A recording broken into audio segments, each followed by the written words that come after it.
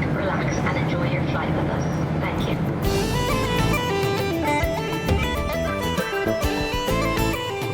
Debenaket ma zad ne vo kaset bargir o bladen, Pipe Dreams iano, ça va être dans Davis Pilan.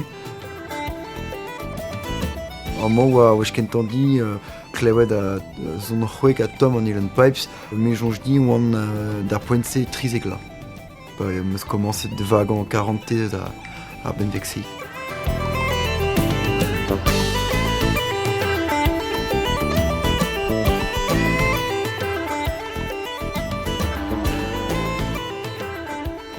Vech ket an di be klevet an Ilan Pipes, gant draze a lake an toming a c'hanon da VAJ. D'ave an emizan tout skan a nijal, quoi. Nijal en vreo a ne ouvenket ar poentse penaos e oa stumet ar benvek, met ar zon a oa pezmel flachat din, pa meus be klevet ze, zo bet ur pezmel dizoloaden, quoi, de speller an diaoul e oa ar zon ze o tont, a dustu an be paket gant ar zorhen ze, ur c'hlinvet eo, diboe. Taou en eus be son RS Davy, ranet loden eus me bue, quoi. Setu meus kretsket gant son RS Davy. Idol Johan an edelek, Davis Pilan, en eus bammet ervesterien var leurennou ar bedol e pa de nu gavloaz. Met, e penkentar blavechou daouvil en eus kuite da leuren entam. Bevar aerio e kontelez kler, ar vro vrudeta evit ar zon RS en iverzon. E kichen e vicher musician e zeo gwardaot.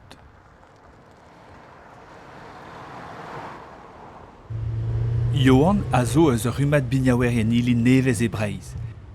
Ingal ez a da iverzon. Triblaso en eus bet a chans d'en engaout ga Davis Pilan. A deux edin da vez a mignonet o daouz o ken.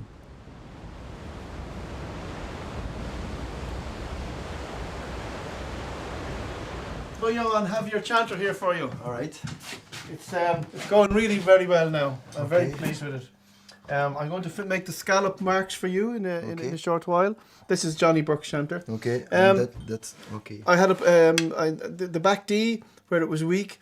I put the reamer in again and took some more timber out about here. Okay. Inside here, and it's now absolutely. Okay, great. I'm very, very happy. Thank you. I hope you'll be very happy. Oh, okay. Let's try Why it. don't you try Yeah, it? Why let's don't try you it. play it there and see how you get on? Okay, I'm gonna try.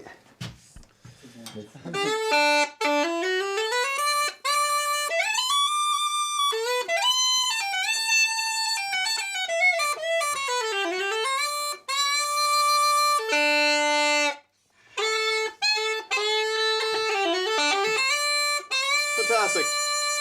That's a lovely back D. Yeah. And a third octave Perfect. D. Yeah, very rich. Yeah, the third octave D is free. I get Yeah. that. I Yeah, throw yeah. in the third octave D for free.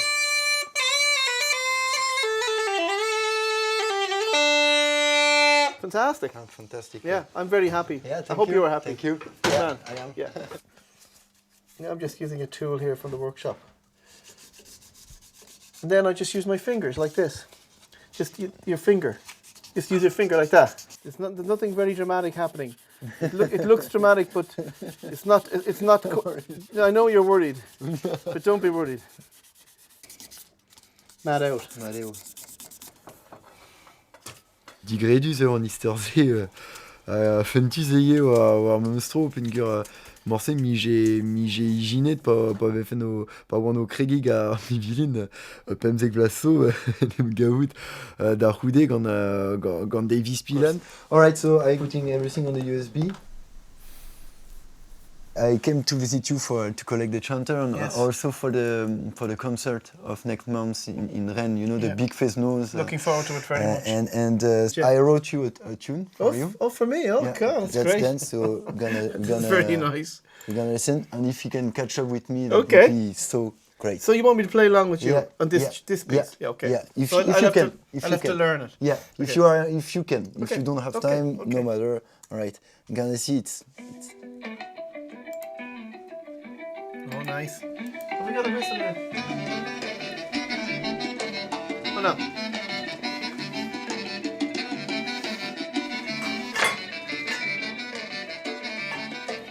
This is B as the pipes. D, is it? yeah. Keep so going, keep going. this is B. Keep it going. Yeah.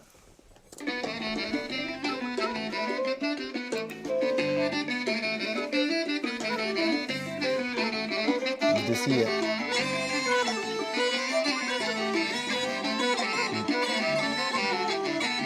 That first part?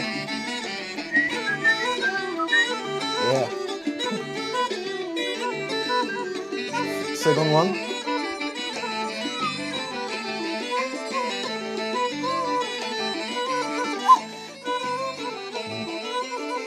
Third one? And the first one again.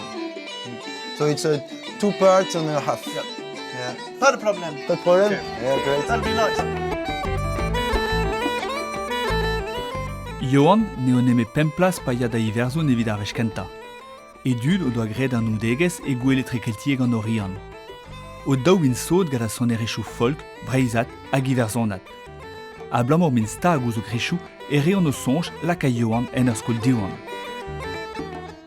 Bob zadant kaji ezen de feznons gant edon an an ose, me nemet pa oan eizla on bet o stagan geti, peogwir da zigentom oa hon mon oa binius kosat.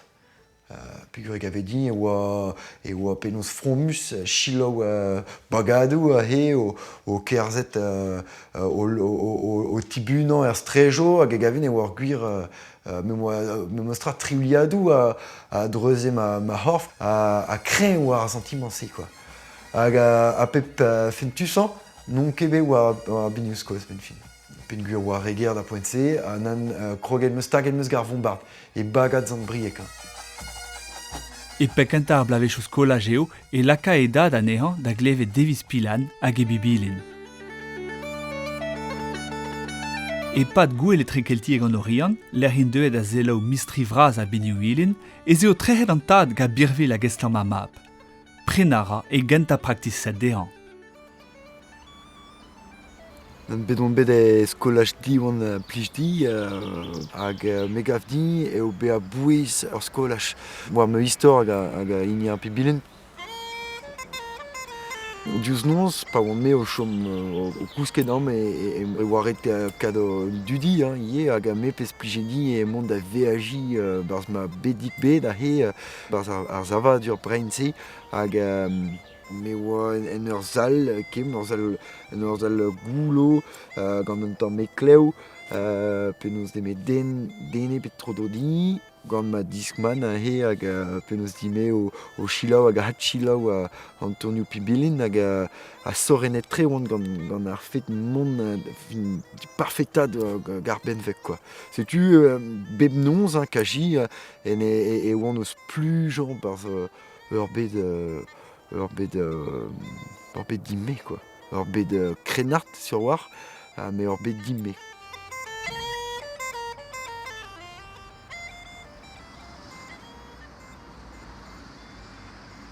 Tout an dud war pelec'h-mañ bro iwerzon, e kichen bro saouz, ya? Hag e bro iwerzon, ez in plijet tre an dud gant ar zon eresi, evel e breiz. A neuze, pez a zo, ijinet o deus ur biniou. Hag ar biniou-se, a zo an vet neuze, ar bib ilin. En soznek, eve gouet deus a penaos dime eus ar benvek-se, Ilan Pipes. Neuze Ilan, a tao, da la rede an ilin. Perak an ilin, peogwir an ilin, just a war, a zo vont da elerc'hian o skeven. Da rede vo ket c'houezet barz ar zac'h, e ben ar fin, e vo c'houezet gant ar pez vel avaret ur vegin. Setu er c'hellon ober evel an ouat, evel an ouidi. Pa zon an. Mad an er a eru e barz an duelen vraz an. Hag a ve gouet deus an duelen se a levriat. A lavarit a levriat. Matre. E a levriat, just a war a zo loden bennan ar benvek. E la rede ez ervich d'ober ar velodi en palarin mad.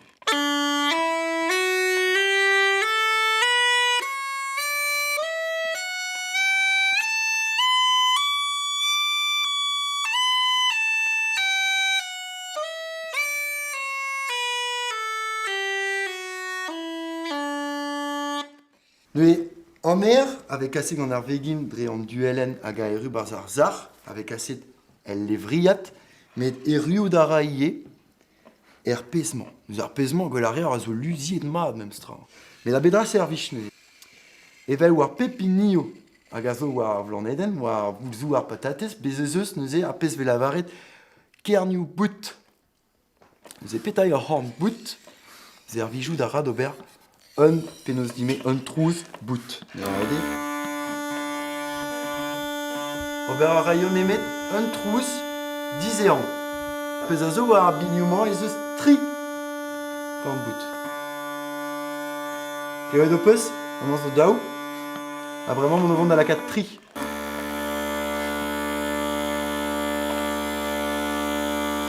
Ok? Ma de betegen?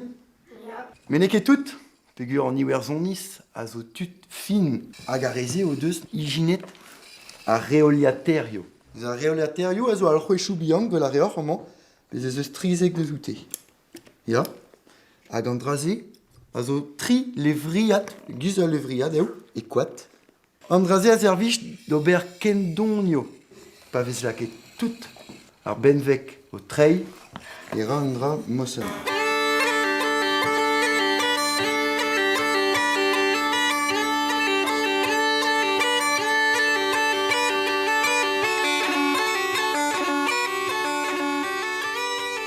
An ejinerezman, kemplez a boenmus, neus ket kalz a dud o c'hanaoù danezi. Gouskoude a zon a zo diouti un sur e an avezi danezan. Emman eo en eus fromet a c'hanor e son erechou Titanic, Braveheart, a meur a filmal. Filmou istorelman e vez er douget en amzer gade zon. Divar an ol vignaou e zeo a biniouilin an ini a gav an nesa e blas en ul laseni sinfoniek. E zon zo c'hwek, muur an o tennou zo tud o bargantan. Gweste o toare da zacha delou eus daoulag a da zelerien muur ege biniou bras broskoz.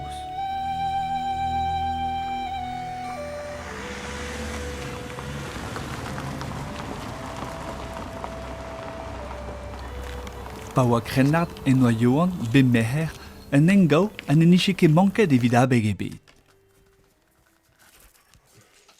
Au niveau du jeu de régulateur, mon poignet est un petit peu trop loin en fait, ça me fait un peu mal à l'épaule. Ça m'a l'air d'être si c'était un poil plus court, tu serais plus à l'aise pour les atteindre. Ouais, donc, de toute façon, ce qu'on peut faire, c'est prendre 2-3 mesures sur le truc. Parce que l'implantation du stock était pas mal. Parce que tu vois, on l'avait mis à 15 moments. En général, je mets à peu près au milieu. Ouais. Je vais te dire ça, Il s'enlève, ouais. Ouais. On va voir s'il s'enlève bien. Ouais, si, c'est bon. Super, tac. Enfin, regarder un petit peu. Donc, tu vois, en fait, moi, la distance, je la calcule ici. C'est la distance qui est entre le milieu, là, et le bout, là. Et en fait, je pense que c'est ici que ça... T'avais une courbure qui était trop importante. Ouais, ce que j'aurais fait, c'est couper un tout petit peu. Si t'arrives à... On va être à combien, là ouais, moi, j'ai un petit peu moins, en général, 36, ouais. Ouais, t'as 36. Moi, j'aurais réduit. Bon, bah, écoute, allons-y. Ouais. Petite opération pas très longue. Tac. On va enlever ça. De côté. Ensuite, Yahoo. On n'avait pas collé, hein. Moi, je colle plus. Je colle plus jamais. Tac. Ah ouais. Tac, tac. On va regarder à peu près à combien on en est. Loïc zo ur zoner emestionnerin en partant avec Aveden Braise. Loïc neus be chance bras de gemer pers barz aventurioù disawel vel astrolat glas hag a zo be an avezen mat er blavechou dekap e waregen na pa oan mous e chilaouen kalzik a astrolat ze. Ma c'hentan kelenner oa pibinin ebe Loïc blejan pa oan me oa ma fevarzek vloaio. Displegar a ken mat an treo e se blanc be an fin a simple hag ouz pense ken simple eo e doare da welet an treo eo brudus kenan a rei a ra youl quoi. Peogwir a tao eve barz ar bedman e bet an Island Pipers eve a tao o lavaret se zo an treal en ur religion hag eve ie lavaret eo diestre den ober hag kajit di bossup hag ben fin eve di galon neket ur bern tut. Loïc, justement, neus proedin a rentrol quoi. Zez be a liestre, on est kuit deus e di, et moi, un sentiment d'ober kamejou, muur moui, hag ouspen pa zen da welet an ean, en emrentan kon a ren nie kalz, e oa labour war stern quoi.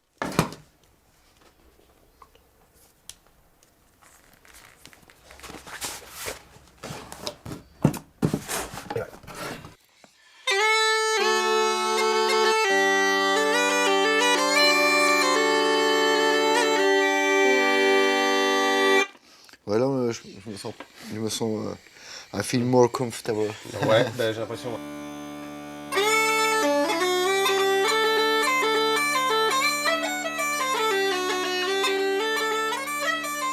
Etre e ol vin viji son erez, e zeo e bibilin a blij a muiad da Johan. Gwerza e vombar da razo ken da laka 300 bout war e braktis set.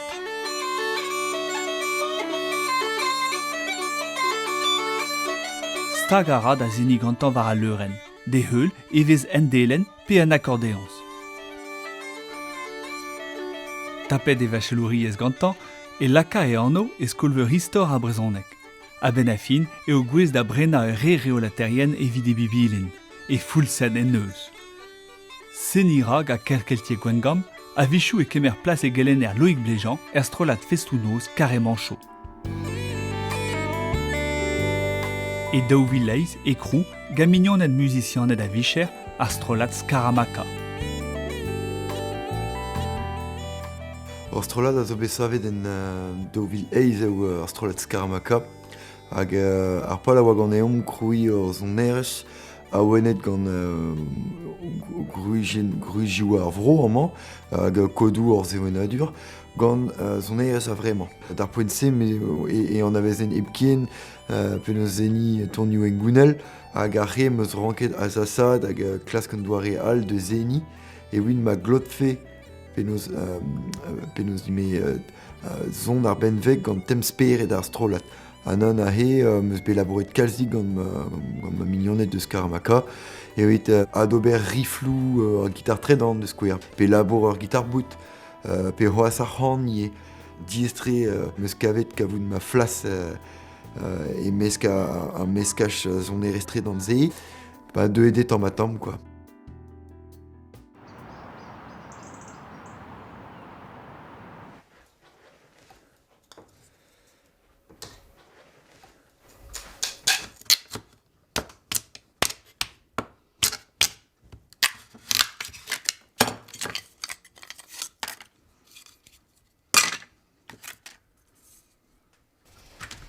Tag en meus pa oant krenart barz kardi meuzut hag arre oa ben fin moa ket deuet aven tamm tout devet pen gwir na moa ket an o stilio na moa ket ken ebet a wiji gecho ad ar c'houde en eman laket an en dro peogwir moa nezon micherel.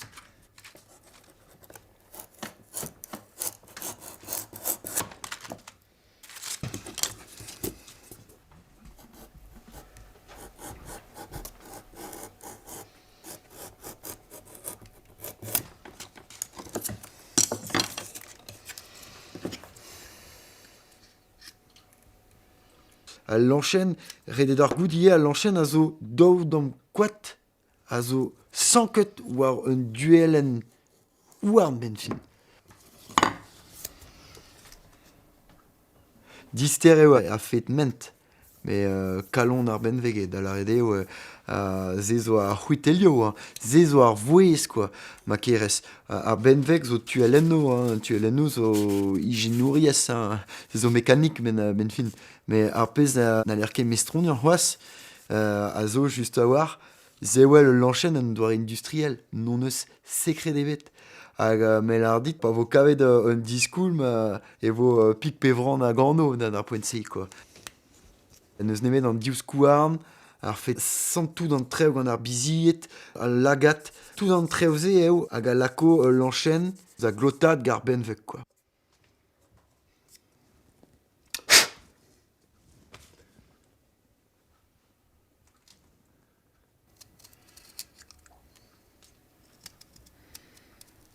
Tremenet vez ur vechou hag ur vechou o skraban, o tennan dantvez eus ar c'hoat, lemman, dilemman a l'enchaîne, stumman a l'enchaîne, e wit don a ben da gad un disor, hag an disor ze zo kest ar zon. Ane klask war le ar zon, gwelan ma c'heller. Setu pa vezier ken sorrenet gant an draze, et an dramant da vean e ve harzet an amzar, quoi. Hag an man ie an danger da zodi ganti, gant l'enchaîne, quoi, pen gwir. A wejo e meus tremenen me tri dewez, moa ar me meus l'enchaîne. Hag a l'enchaîne oa toz da vean echuet parfait, na ade oa ar zon parfait d'arzon uvret gatoun dut, quoi. Ez da c'hoari ur pezmel respond hag e glaken e mat penaos dime hag e kren e mat an daou dans quat sanket war an duelen hag an moa e vije ton a zon ganti, quoi. Hag un tolcutter, a salare, tout da labour, tout da samba de labour, o vont kuit en an anter segonden, puis gant moa gwed un dra adreus, quoi. Hag an draze, pa vel an draze, vezer ne ket possible, quoi. Redet ar gouzout die, war un dek benag l'enchaîne ve gwed, ez eus nemen ma te ar l'enchaîne a za en dro. Te ar l'enchaîne a zo, hag a deux brao, hag a real, a zo d'abandon en tamm, quoi.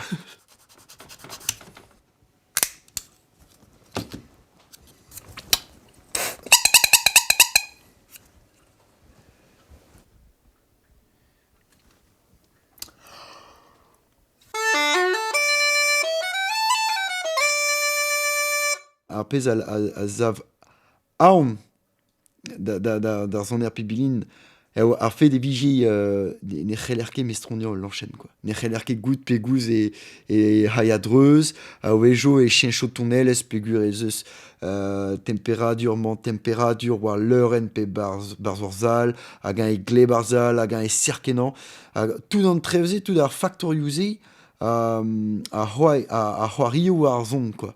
C'est la recette per agaie on dra sohenus, quoi. Pengur na c'heller morse mestronion pedaben ol l'enchaîne.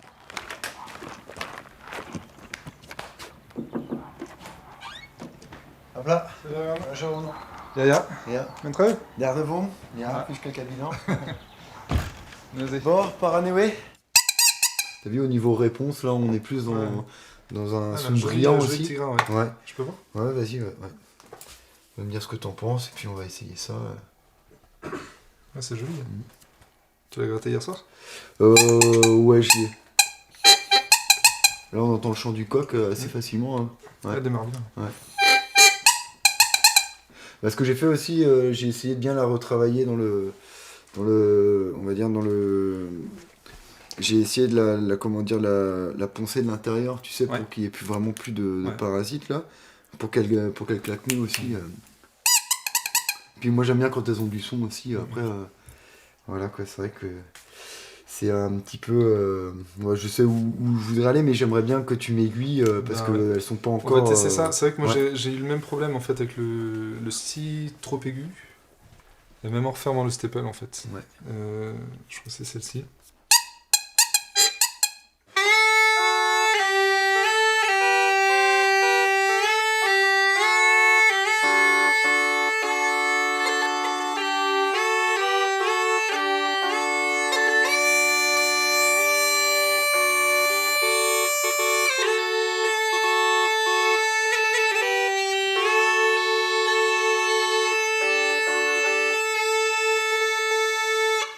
Moi je l'ai fait légèrement plus aigu. Mm. Qu'est-ce que tu en penses? J'aime beaucoup son grain. Ouais. C'est presque plus sur le baryton en fait que du coup il demanderait à reprendre un peu de corps lui aussi. D'accord, ouais. Montrer un petit peu à quoi ressemble l'anche là du régulateur ténor là. Tu l'as fait en roseau? Ouais, aussi, ouais, pas mal, ouais. Donc voilà. Hein. Alors, évidemment, elles sont plus petites, c'est ce que tu me disais, hein, c'est tout le comportement du. Ouais. Et ce qui fait une bonne ange de régulateur fait pas forcément une bonne ange de chanteur en fait. C'est ça qui est assez terrible.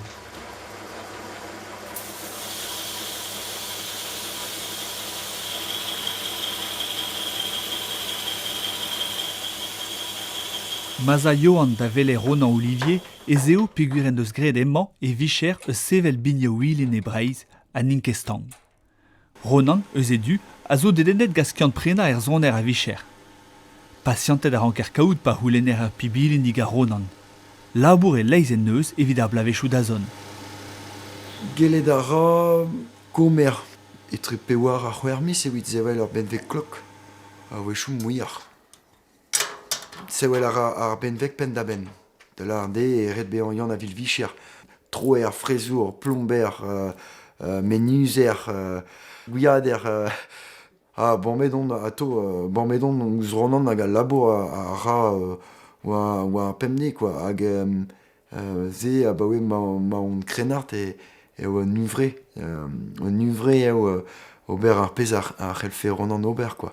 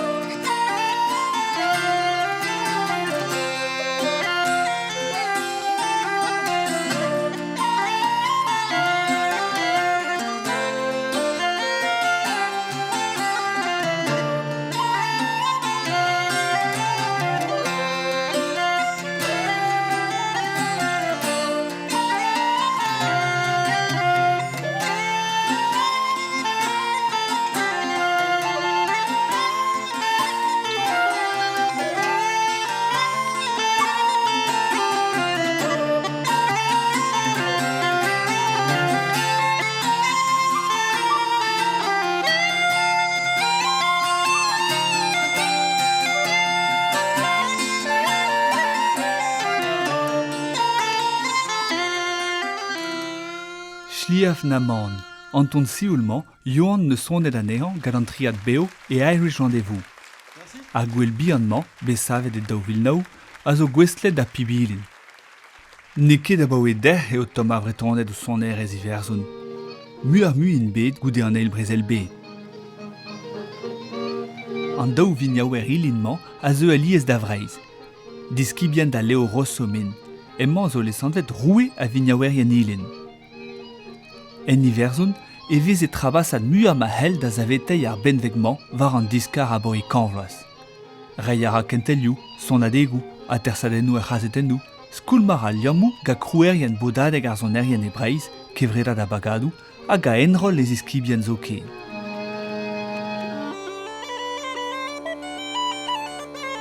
Blavechou triugen e teu bignaouerien ilin da zeni solo e gwelioù kerne. Ma tro a pladennou bignaouerien ilin e breiz e touez a zon erien bagadou, neus breizad e behoaz e staga da zeskiseni pibilin. Daou lavaret ne vez ket c'hoarie kalz en iverzoun kenebet, daouz da strivou leo rossom, chie musenis pe Willy Clancy. En darvoud zo vont da verkat distro ar benvek. E mizebrel 1900 eiz a triugen, en envot en anterkan a vignaouerien ilin divar a c'hant a gonter da poense. Krouy a reon an NPU, na pibri elen, da zioren a c'helen, an emban hag ar zon adegou. Memez poen eo renevez e kaer ar zon erez vreizat a da genta e Paris. Ar bagad bleimor, eus Paris, zo unan eus an tri gwella zo. Ennan e son alan kochevelou gada binioù skosat. E dreuz a reio dizale dinan an anno alan stivel. E bro Paris e zeus un daouhan kevridigez breizat pe kalcheltiek da poense. Memez amzer e red al anno folk dre a bet a gantan e krez kan entan evit ar zon erechou en gounel. E Paris e vez digoret folklebou ma teu iverzoniz da zeni enno. Musician e vat, stumet e bagadou, zo sachet ga tonioù iverzon. An diesa da poense eo don ben da gaout a biniou ilin. Ne jom neme pem den gwez dobar anero en iverzoun, an ol anero kozik a wala. Strolat dremwell ema Daniel Hervé a galant kloatr a go deus c'hoant da zeni gada pibilin. Daou deho sevel o benvek kaziman o unan pen. E 1934 e mein var leuren Bobino. A blavez goude ez a alant kloat da heul alant stivel evit ezon adeg vo genel en National Stadium of Dublin. Var an ton pachpikoz pachpignoù e son gada pibilin.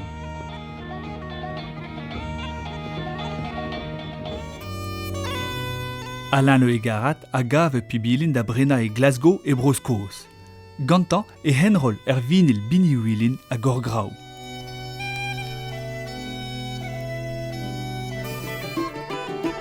Iverzon zo tapedi e gada bar avel folk. Ar pibilin a gaveze sonez solo an aliesa a gave blas estrolaj ou bremañ. A lod aneo a zeu da veha brudet kenan evel The Chieftains, Planksti, The Bossiban. Seni a reon e gwelioù e breiz, e kertalg e molan, pe en orian. Fromet ga liam o flen eus Planksti, eza Patrick Mollard strolad breizat ogam. Penkenta e vuez vicher e leo ga bignaou skoz, breiz hag iverzon. De heul ez a ron an le bars, a he da blavechou deg a peva hugen e vo var a leuren gant erez a geltet.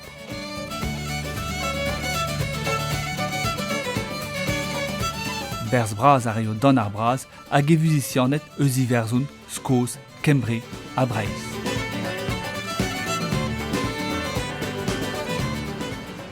E daou Villeneuve e fell da Johan skriva evit e vaster brezonek skrid memor var treuskas sonere chou breiz hag iverzon.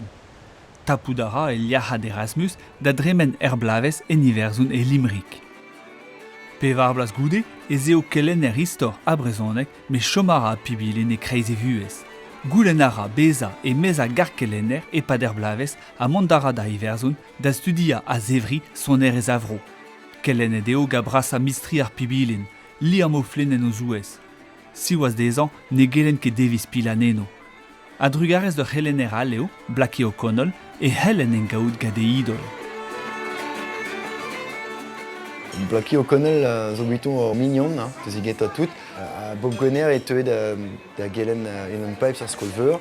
Setu Bob Gunner la redi, zel are ur session a feson a zo disadan pe dizul. Setu ve fere dit don ma c'helez hag evi pedet an man a redaou edit klewet zoner deus ar vro. Setu e oube a bouez kenan men ar fin. E huiton pegur an man gantan meus bet dizoloet sonerien an part hag on bet o fouet an bro a drugare de bedaden noie.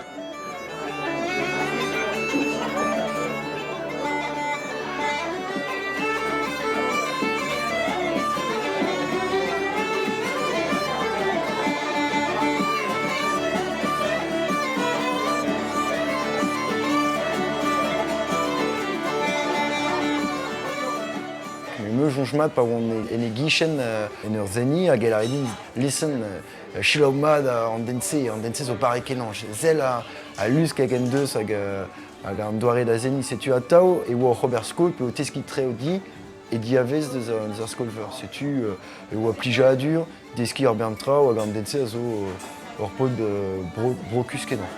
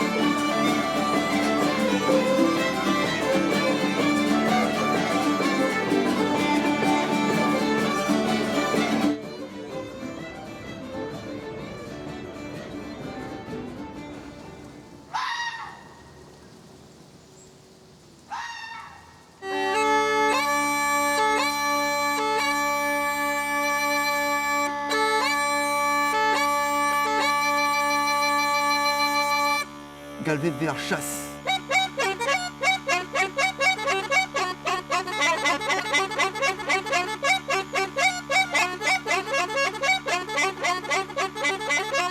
Apez a la carrière da ben folie.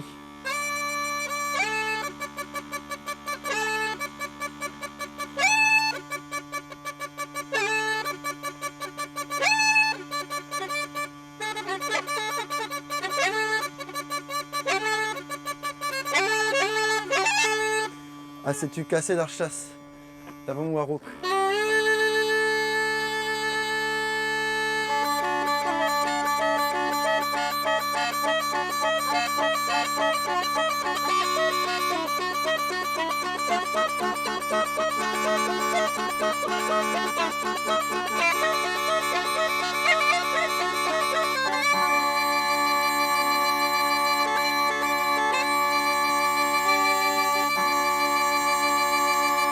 Ah, c'est la chasse, au vent de chasser à la loue.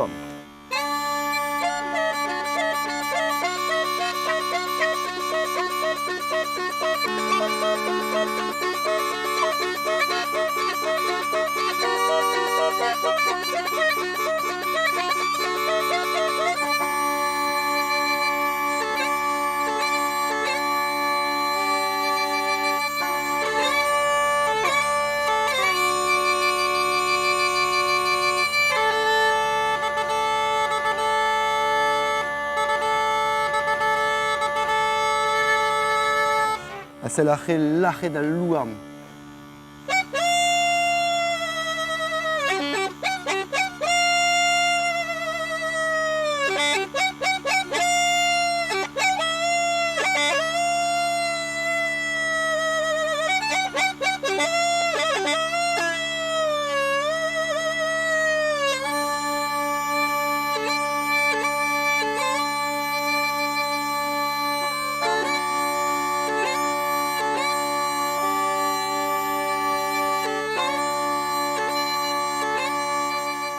Chasser à l'ern zo pez istorel.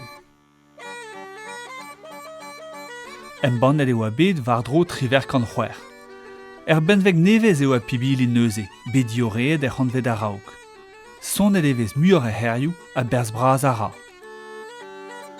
Izilin a pioberi ilen zo disklinidi an engounman. Un doare senig a de biziata distag e frez a pleen. Skouerioù eus an doaremañ eo ar zonerien vrudet liemo flen a padimolone. E kichen a stummañ eo bet sonnet a pibilin e touez a gantrierien. Johnny Dora neo a zo bet a pen brudeta a nezo en ugenvet kanvet. En e garavanen, gade 20.000, eze a ger da zeni a foarioù pe a c'hourchou kezek. E stil a birvidik gade biziata digor kenan en neus levezonet padikinan, Davis Pilan pe Blackie O'Connell. Skouerioù Johan.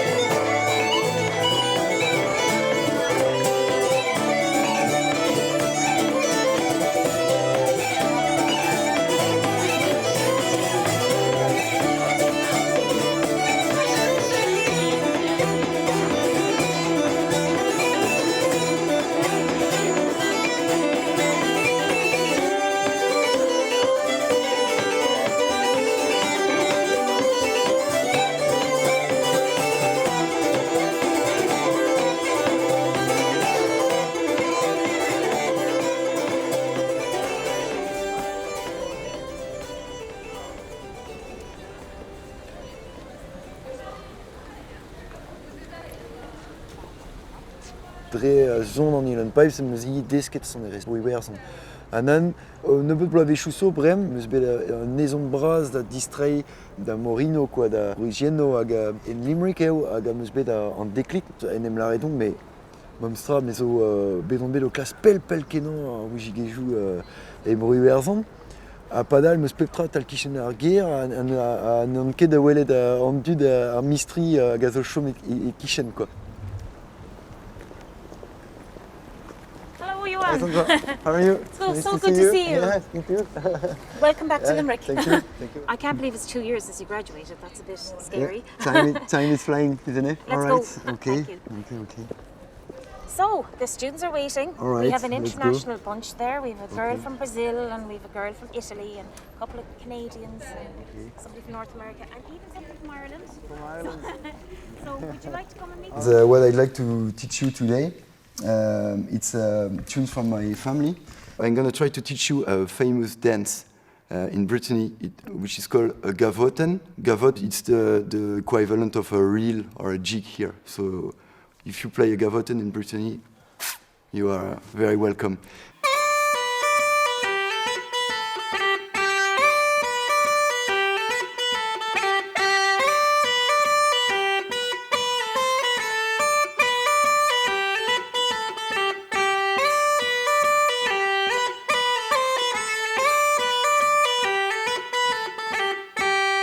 Here, for the groove, it's like we saw, it's very binaire, so it's ti ta ti ti ta ta ta ta ta ta ta ta.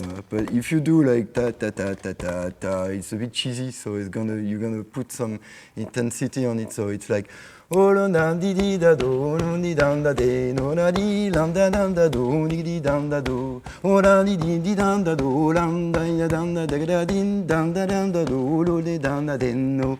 So it's very more, you see, there is more drive on it. So the rhythm would be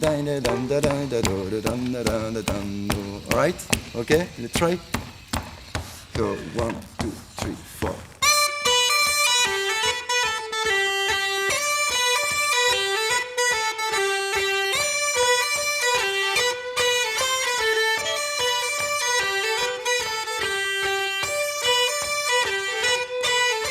En Iwerzoni, ça zo desachetog an zon erez. Skler, an ade. Keken fri ou furch hag ar vretonnet war an dachenze. Nan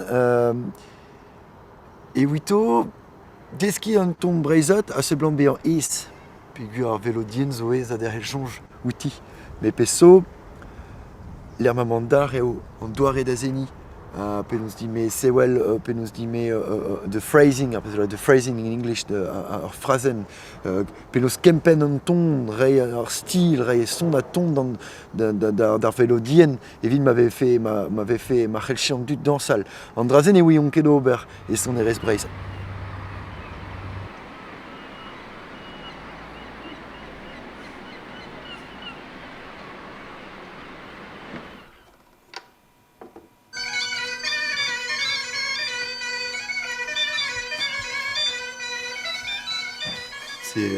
C'est assez rythmé, hein. C'est assez, ça va envoyé, assez vite, ouais. hein, ouais. Ouais, les styles gavotte, power comme ça, c'était assez, comment affirmé Tonique, comme ouais. ça, ouais, tonique. Ouais. Il y a aussi l'enregistrement, mais autrement, là, c'est... C'est vachement binaire, hein. C'est. Ouais.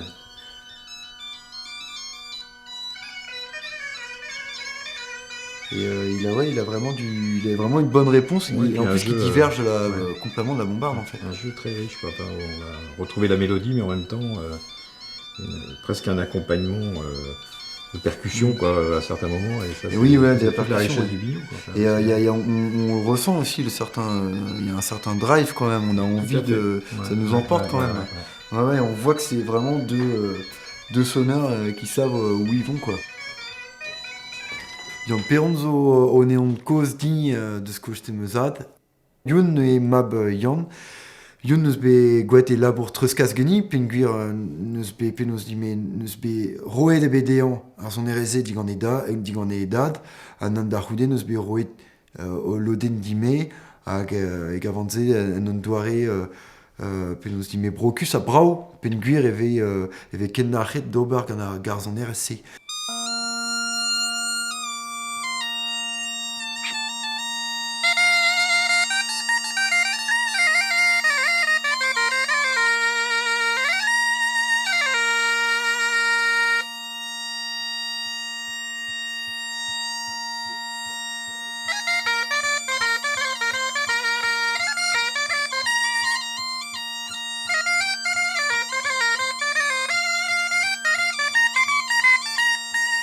Nion me donton a me a gustu nem welet e wit seni sembles, hag vel se ken a ran da roul ne beut goulenou digantan war a roll a tonio pe war peseur trospere da wag an e dad Yann Perron sel an drahez o labour hir. Ve ket komprenet tout an treo en an dev setu e redin mon a don a wik klas kompren. A seul mu ma bakant treo sel resisor et ma roulenou de veillant. Ze oa tonio hag a oa kornet en a rokupe. In kreiz breiz, ze oa vro kornerien a danserien, an an redegous dansal. Seni gant ar vombad hag ar bignou ve just a jiko a hanan d'obar ar gwir labour a sa sat ouz an Ulan Pipes. Penaos lakat kempen a durio ar vombard an tolioù teot pe just a war pa vez trohet pe di drohet noten man noten, penaos en ober war ar benvek a ne ket tamm ebet e fonksion no kentan, quoi.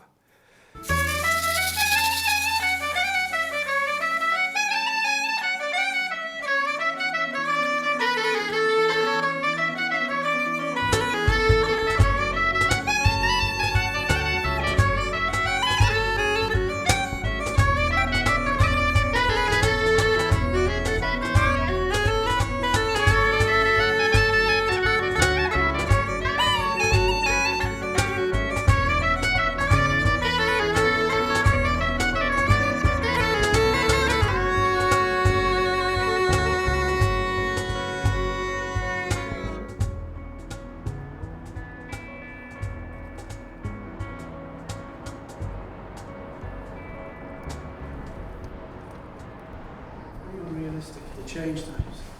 Yeah, it's totally unrealistic for Roazon, mis du da wil c'hwezek. Fez noz a gwell yaouan kin gortozet a zo tostik. Davy en eus lavare ya da yaouan hag ema evon da zistrei var a leuren. Yeah, but we work together. His composition. That's a tough tune now. Va c'hoaz e la kain eiz mil a du da zansal.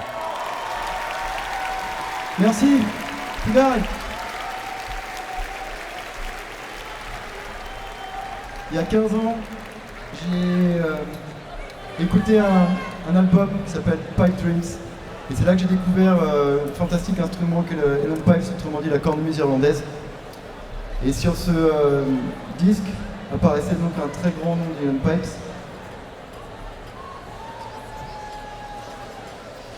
Et ce soir, le rêve de gosse s'est un petit peu réalisé puisque il nous vient d'Irlande, Davy Spillane.